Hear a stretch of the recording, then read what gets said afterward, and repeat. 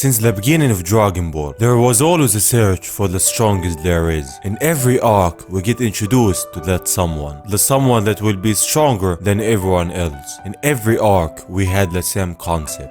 One thing became clear, and that is what our hero wants. He wants to reach a point where he can say, I'm the strongest there is. We saw him do that. We saw him surpass everyone he knows. Does he want to surpass everyone beside him? Or does he want something else? Does he have a dream about a Saiyan who will someday surpass him? A Saiyan that will push him far more beyond than anything that we ever seen. This is the second part of Dragon Ball After. In the first one we saw Goku's accident. The accident that changed him and made him become the same Saiyan that we first saw when he came to Earth. And at the end of the story we saw Vegeta achieving Super Kaioken. That's where we ended the first part.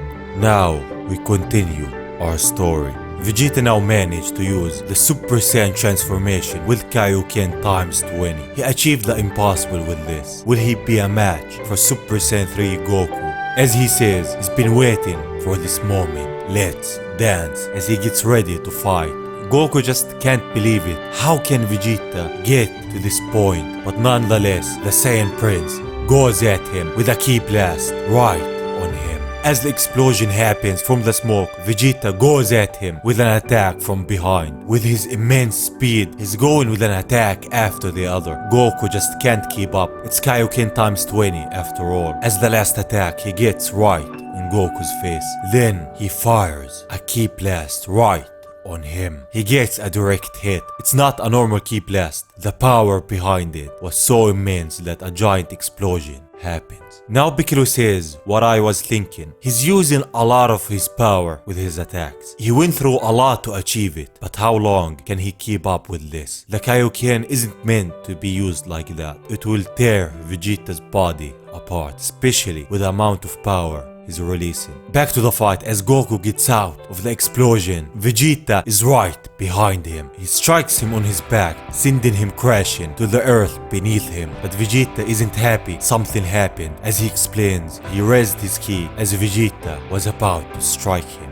He almost didn't take any damage from that attack. Now Vegeta can hardly outpace him. But with that, Goku uses the instant transmission. He's right on Vegeta's face. Their fight is fierce. Vegeta's blocking and dodging every attack. Goku can't get a hit on him, so he uses the Super Kaioken times 20. He's pushing his body to its limit. As he blocks one of Goku's punches, he hits him with another, then goes at him with his Kaioken. But how can he keep up? How can his body last for long? As Goku gets up from the last attack, Vegeta is so fast he gets behind him. He counts 17, 18, 19, 20, then he smiles and goes in a fast speed towards him. Goku is shocked, but Vegeta is just going at him and hits him with a punch so hard on his face. We could see the damage that Vegeta dealt, but he doesn't stop with that. As he gets behind him, he gets his hand up. He says, with your feeble strength, if you take this attack at this range, not even you will remain unscratched. The fear in Goku's eyes when Vegeta says that is clear. Now he doesn't care who Goku was, even if he was his friend at some point. It's not any of his worries right now. He fires a Kaioken Big Bang attack in this close range. The destructive power from it is so large that even Piccolo from that range can feel it. It blows him away. He could have even taken the planet with him. This is just a secondary concern. As long as he defeated Goku, that's what matters. They could restore the destruction with the Dragon Balls and get the Namekian Dragon Balls to revive Goku. But as he says that someone is behind him who says, revive me? Aren't you getting ahead of yourself? Piccolo is surprised. It's Goku. But how did he survive? He tells him to stay where he is. He can't allow Vegeta to detect him yet. He used instant transmission, but as he says, Vegeta has finally become a match for him. If Piccolo wasn't here, he could have probably lost an arm or a leg. He tells Piccolo that he isn't here to fight him. He's no match for him. As he tells him he's not Goku anymore. He is Kakarot, the Saiyan that came here to destroy Earth. The accident turned him back to how he was when he first came here. This is not the Goku that we knew. Piccolo tells him that he was indeed born as Saiyan, but it was here on Earth he was raised. Does his loved ones mean nothing to him anymore? Doesn't he remember his wife? He remember Gohan? Now the first signs of Goku that is still there show. As he looks down, he says, Gohan. He knows his son. He knows who that is. The bonds that he made aren't easily broken. It was thanks to his son Gohan that Piccolo learned the power of kindness and compassion. This is exactly what happened.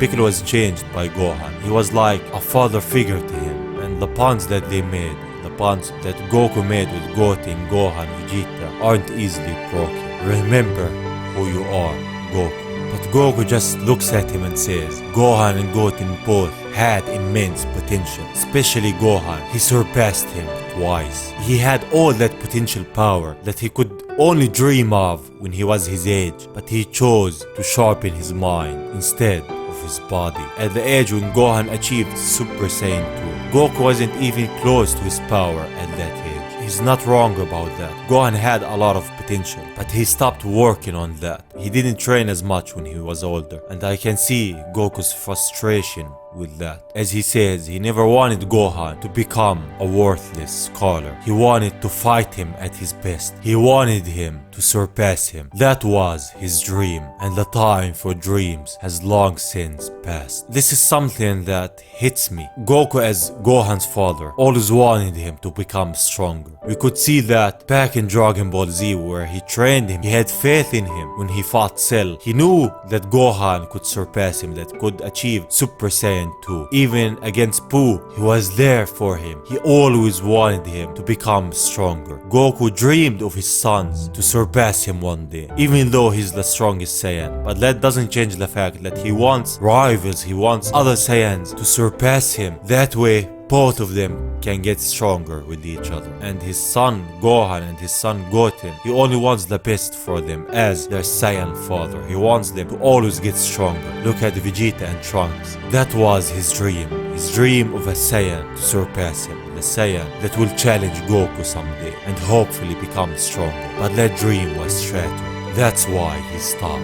dreaming. As Vegeta feels Goku's ki, he rushes towards it. As Goku looks, he knows that Vegeta is coming. He gave into his emotions. So much for waiting and recovering. He powers up once more and transforms to a Super Saiyan 3. He won't waste his energy on Piccolo. When he says that Piccolo just leaves, he knows that he isn't a match.